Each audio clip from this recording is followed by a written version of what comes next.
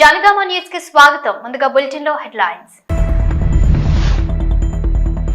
కోట్ల రూపాయల విలువ చేసే దేవాదాయ ధర్మాదాయ శాఖ భూముల కబ్జా, ఆక్రమణలను కూల్చివేసిన దేవాదాయ శాఖ అధికారులు.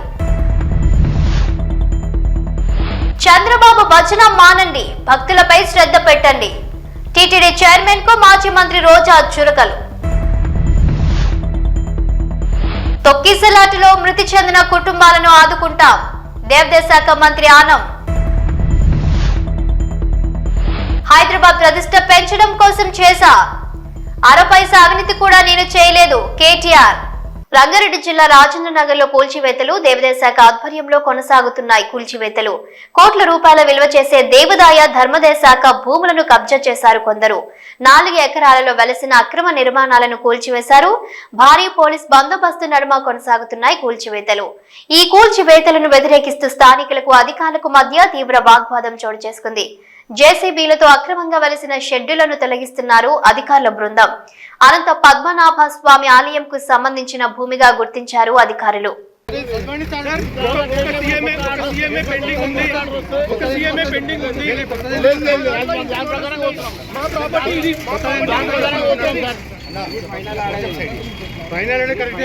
ఫైనల్ కాదు, మా మీద రాలేదని చెప్తున్నాడు.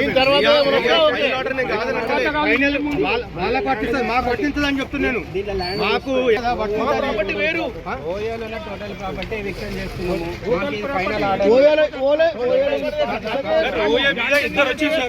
రెండు పార్టీలు వచ్చారు. మేము పాటిస్తారు, మాదంతా స్టే ఉన్నది సార్. అర్థం మాదంతా స్టే ఉన్నప్పుడు గూల కొట్టడం సార్ కంటెంట్ అవుతుంది సార్. అది ఖచ్చితంగా. తిరుపతి తొక్కిసలాట ఘటనపై స్పందించారు మాజీ మంత్రి ఆర్కే రోజా.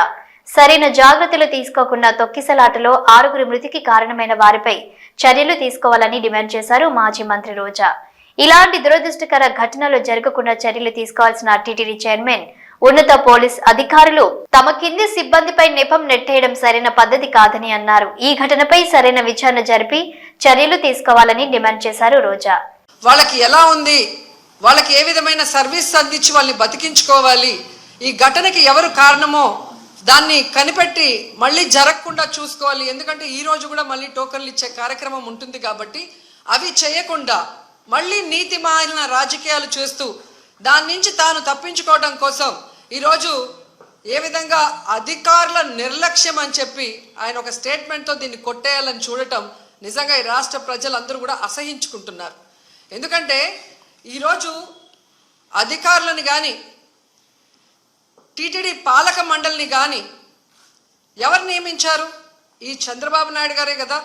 మరి ఒక అసమర్థుడిని ఈరోజు టీటీడీ చైర్మన్గా పెట్టడం జరిగింది, ఒక అసమర్థుడిని ఈరోజు ఎస్పీగా పెట్టడం జరిగింది, ఒక కలెక్టర్ని అక్కడ కలెక్టర్గా పెట్టారు. వీళ్ళెవరికి భక్తుల మీద ప్రేమ లేదు, అభిమానం లేదు, వాళ్ళకి సర్వీస్ చేయాలన్న మైండ్ సెట్ కూడా లేదు. ఎంతసేపు చంద్రబాబు నాయుడు చుట్టూ తిరుగుదామా, ఆయనకి భజన వేస్తే చాలు అనుకున్న కార్యక్రమం మనం 6, 7, 8వ తారీఖున చూసాం. జిల్లాలో ఉన్న తిరుపతి, చిత్తూరు జిల్లా ఎస్పీలతో సహా ప్రతి ఒక్కరూ కూడా చంద్రబాబు నాయుడు చుట్టూ తిరుగుతూ భజన చేస్తూ ఈరోజు ప్రజల్ని గాలికి వదిలేశారు. కాబట్టే నిన్న ఇంత పెద్ద సంఘటన జరిగింది. ఎంత దురదృష్టకరం అంటే ఇదేదో సడన్గా ఈరోజు ప్రోగ్రాం పెట్టారు, మాకు తెలియకపోవటం వల్ల ఇలా జరిగిందని చెప్పడానికి లేదు. ఎవ్రీ ఇయర్ వైకుంఠ ఏకాదశి లక్షలాది మంది భక్తులు రావటం మనం కళ్ళారా చూస్తున్నాం. గత ప్రభుత్వం మీరు చూశారు, భక్తులకి ఏ విధంగా సౌకర్యాలని అందించడంలో, వాళ్ళకి సేఫ్టీని క్రియేట్ చేయటంలో, వాళ్ళకు వచ్చిన వాళ్ళకి పిల్లలకి పాలు ఇవ్వటం కానీ, పెద్దవాళ్ళకి వృద్ధులకి షెల్టర్స్ ఇవ్వటం కానీ, ఆడవాళ్ళకి కుటుంబ సభ్యులకి భోజనాలు ఏర్పాటు చేయడం మనం కళ్ళారా చూసాం. కానీ నిన్న ఫుల్ డే జనాలు ఎండల్లో రోడ్ల మీద పార్కుల దగ్గర కూర్చొని ఉంటే మంచినీళ్ళు ఇచ్చేవాళ్ళు లేడు, చిన్నపిల్లలకి పాలు ఇచ్చేవాళ్ళు లేరు, ముసలోళ్ళకి షెల్టర్స్ లేదు, భోజనాలు లేదు. అంటే ఎంత నిర్లక్ష్యం ప్రజలంటే, భక్తులంటే అనేది ఇక్కడ మనం గమనించాలి. నిన్న జరిగింది ఏదో ప్రమాదశాత్తు జరిగింది కాదు, ఇది ప్రభుత్వం చేసిన హత్యలు. ఎందుకంటే చంద్రబాబు నాయుడు గారి నిర్లక్ష్యం, ఆయన నియమించిన టీటీడీ పాలక వర్గం, అలాగే దేవాదాయ శాఖ మంత్రి, అలాగే డిప్యూటీ సీఎం, అలాగే హోంమంత్రి, వీళ్ళందరి నిర్లక్ష్యం వల్లే ఇది జరిగింది. కాబట్టి వీళ్ళందరి మీద కేసులు, అంటే క్రిమినల్ కేసుల్ని ఫైల్ చేయాలని కూడా మేము డిమాండ్ చేస్తున్నాం. ప్రధాని Narendra Modi, CM Chandrababu, deputy CM Pawan Kalyan Tirupati వికటం క్యూలైన్ తొక్కిసలాట ఘటనపై తమ సంతాపాన్ని తెలియజేశారని అన్నారు మంత్రి ఆనం రామనారాయణ రెడ్డి. విషాదం పట్ల తీవ్ర దిగ్భ్రాంతిని వ్యక్తం చేశారన్నారు. మృతుల కుటుంబాలను అన్ని విధాలా ఆదుకుంటామని తెలిపారు ఆనం రామనారాయణ రెడ్డి. మనం వైకుంఠ ఏకాదశి పర్వదిన కార్యక్రమాలు ప్రారంభమవుతున్నాయి. దేవదేవుని యొక్క ఆశీస్సుల కొరకు లక్షలాది మంది అన్ని ప్రాంతాల నుంచి ఇక్కడికి వస్తున్నటువంటి తరుణంలో ఇదొక దుస్సంఘటన ఇక్కడ జరిగింది. ఈ సంఘటన పట్ల మన ముఖ్యమంత్రి శ్రీ చంద్రబాబు నాయుడు గారు ఆయన దిగ్భ్రాంతిని వ్యక్తం చేయడం, వారితో మరి భారత ప్రధానమంత్రి గారు కూడా వారి యొక్క బాధను వ్యక్తం చేయడం, ఉప ముఖ్యమంత్రి గారు కూడా వారి బాధను వ్యక్తం చేయడం, ఇవన్నీ కూడా చూడడం జరిగింది. ఈరోజు ఈ సంఘటన ఎలా జరిగింది అనేటువంటిది ఆ విచారణ, దాని నివేదికలు తర్వాత పరిశీలన చేయడం జరుగుతుంది. ముందు గాయాల పాలైనటువంటి వ్యక్తులకి మంచి మెరుగైన చికిత్స ఇవ్వాలన్నదే ప్రభుత్వం యొక్క లక్ష్యం. ముఖ్యమంత్రి గారి ఆదేశాలు కూడా అలాగే ఉన్నాయి. దాదాపు ఇప్పుడు చనిపోయినటువంటి కుటుంబాల్లో ఏ విధంగా అయితే వాళ్ళకి నష్టం జరిగిందో ఆ నష్టాన్ని మనుషులనైతే తీసుకురాలేదు, కానీ ప్రభుత్వం ఆ కుటుంబాలను ఆదుకోవాలని చేసే ప్రయత్నంలో ఇప్పుడే మా రెవెన్యూ మంత్రి గారు ముఖ్యమంత్రి గారి ఆలోచనని ప్రకటించడం జరిగింది. ప్రతి చనిపోయినటువంటి వ్యక్తి కుటుంబానికి 25 లక్షల రూపాయలు ఎక్స్ గ్రేషియా కింద ఆ కుటుంబానికి చేర్చడానికి ఏర్పాట్లు చేయడం జరుగుతుంది. చనిపోయినటువంటి వాళ్ళు పోస్ట్ మార్టం పూర్తి కాగానే వాళ్ళ యొక్క బాడీస్ అన్నీ కూడా అంబులెన్సుల్లో ఒక అధికారిని ఇచ్చి ప్రత్యేకమైన వాహనాల్లో వాళ్ళ ప్రాంతాలకు పంపడం జరుగుతుంది. ఆంధ్రప్రదేశ్ రాష్ట్రంలో ఉన్నటువంటి వీళ్ళందరూ కూడా ఇంచుమించుగా 1-2 జిల్లాల నుంచి, విశాఖపట్నం, అనకాపల్లి ఆ ప్రాంతాల నుంచి ఉన్నారు. కాబట్టి ఆ జిల్లా కలెక్టర్లకు కూడా రెవెన్యూ మంత్రి గారు ఆదేశాలు ఇచ్చారు. అక్కడ కూడా ఉండి ఈ కుటుంబాలకి మరి అన్ని విధాలుగా తోడుగా ఉండాలని చెప్పి అక్కడ మా శాసనసభ్యులకి, మంత్రులకి అందరికి కూడా ఇప్పటికే ఆదేశాలు పంపడం జరిగింది.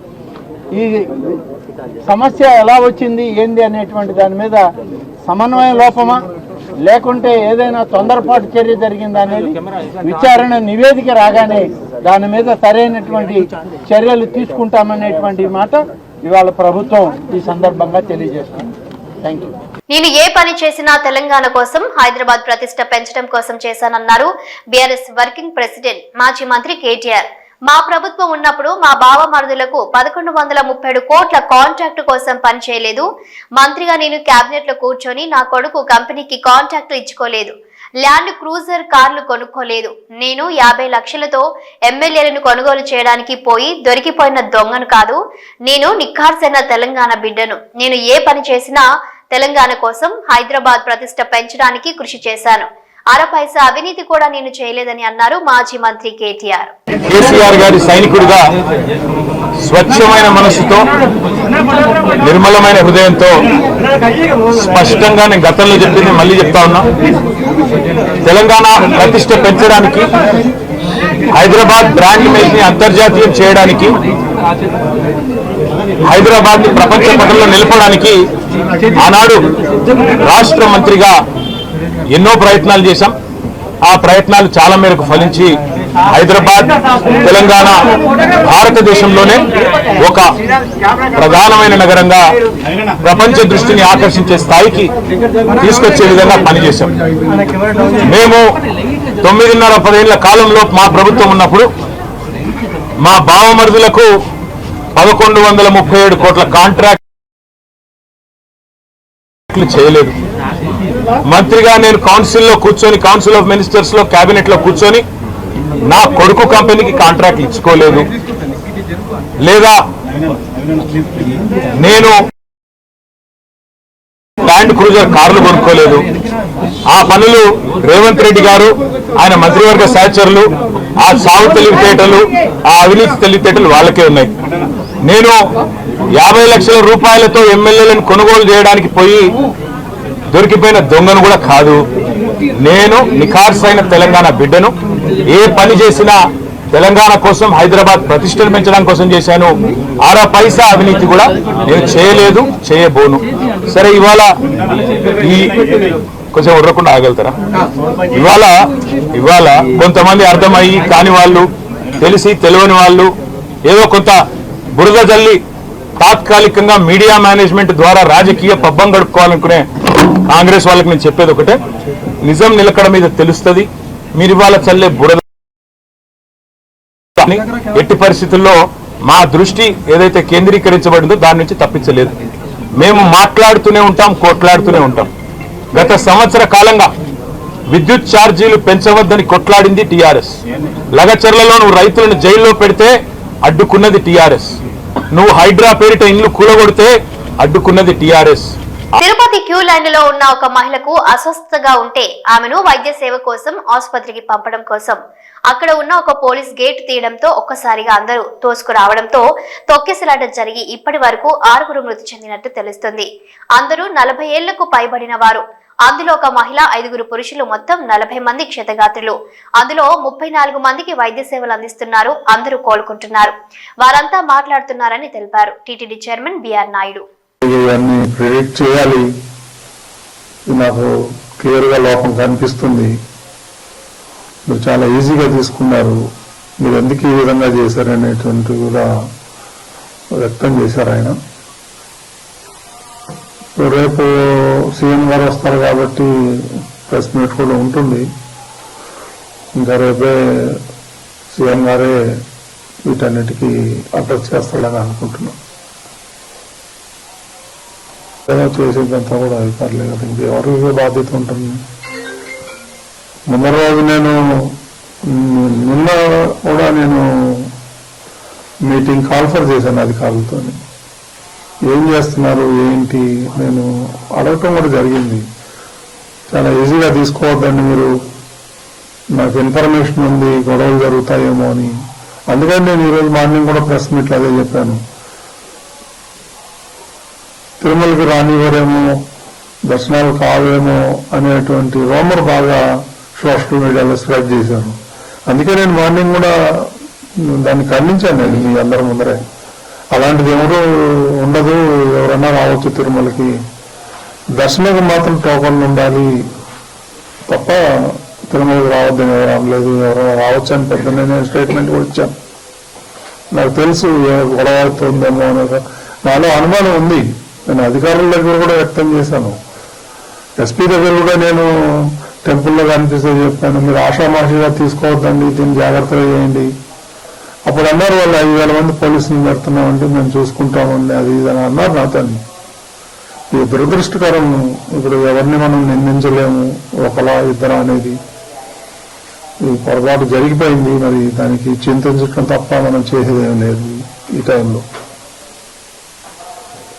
ఇప్పుడు కుట్ర ఉండవండి, దీంట్లో ఎందుకు ఉంటాయి కుట్రలు కానీ, అవన్నీ అబద్ధాలు. ఇది యాక్సిడెంట్, ఎవరు కావాలని ఎవరు చేయరు. It is an pure accident.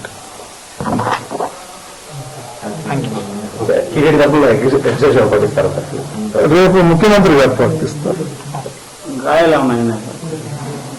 కొంతమంది ఉన్నారు, ఇంకో 20-25 మంది క్యాజువాలిటీ అడ్మిట్ అయ్యారు. రియా హాస్పిటల్లో కొంతమంది, సిమ్స్ లో కొంతమంది ఉన్నారు.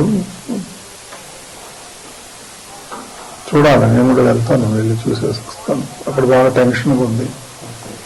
అందరూ ఉన్నారు, యంత్రాంగం, జిల్లా యంత్రాంగం అంతా అక్కడే ఉంది.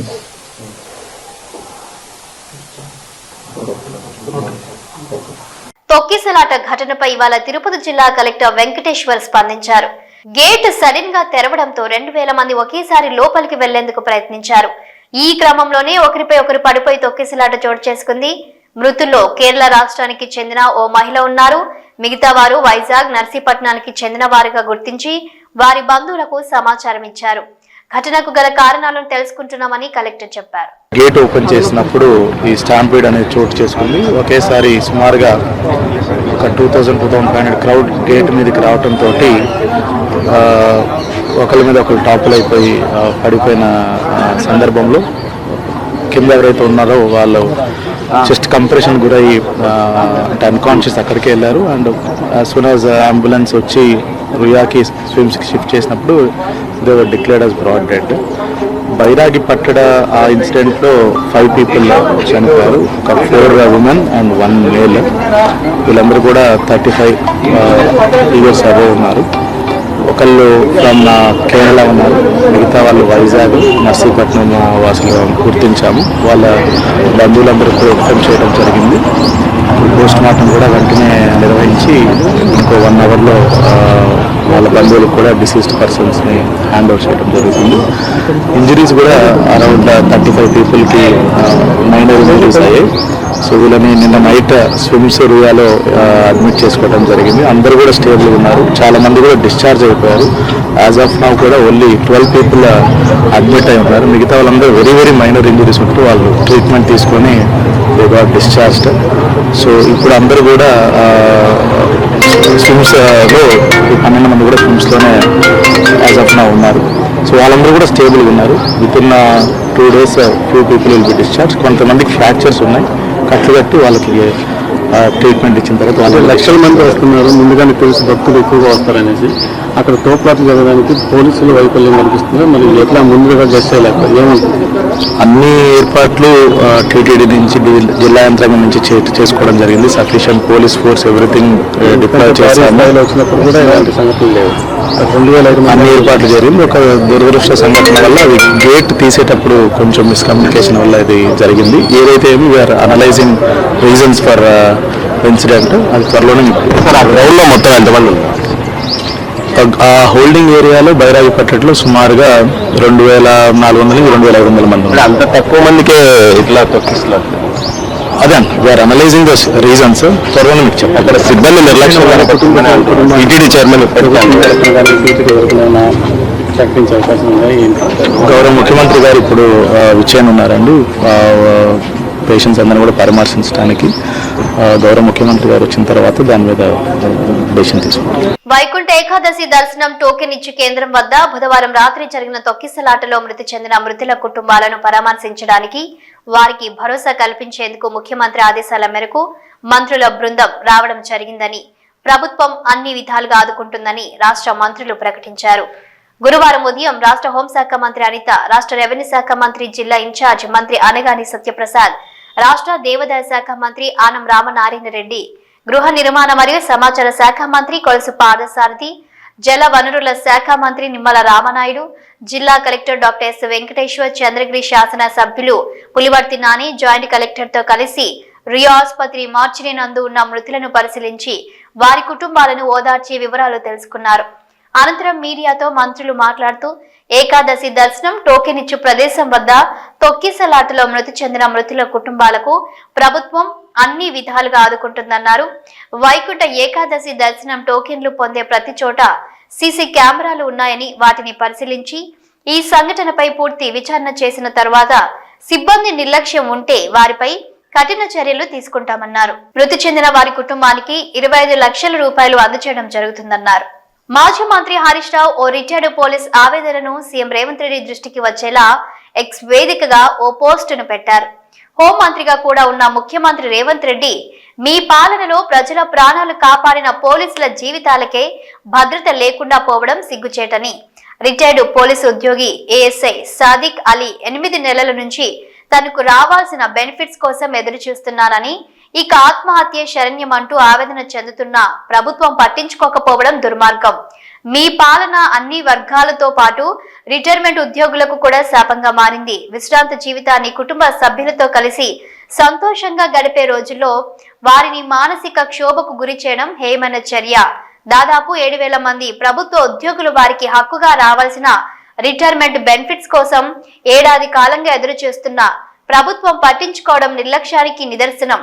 కోర్టుకు వెళ్లి ఆర్డర్ తెచ్చుకుంటే గాని రిటైర్మెంట్ బెనిఫిట్స్ పొందలేని దుస్థితికి విశ్రాంత ఉద్యోగులను నెట్టడం శోచనీయమని విమర్శిస్తూ రిటైర్డ్ ఉద్యోగి పోస్టును ట్యాగ్ చేశారు. అందరికీ నా నమస్కారములు.